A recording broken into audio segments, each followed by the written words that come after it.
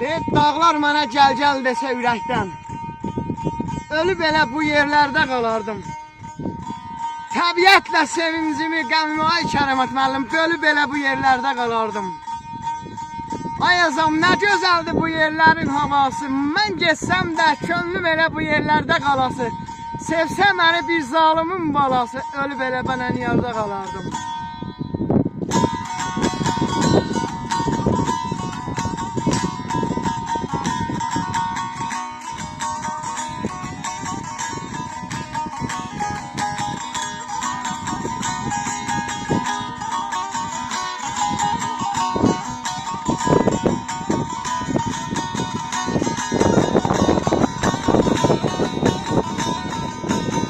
Məktubu alan tək biz tərəfə bir baş çək.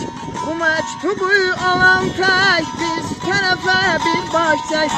Çiçək çağırır çiçək, naz eyləyir gül gülə. Göy gülə gəl, göy gülə gəl, göy gülə gəl, göy gülə. Göy gülə gəl, göy gülə gəl, göy gülə gəl, göy gülə.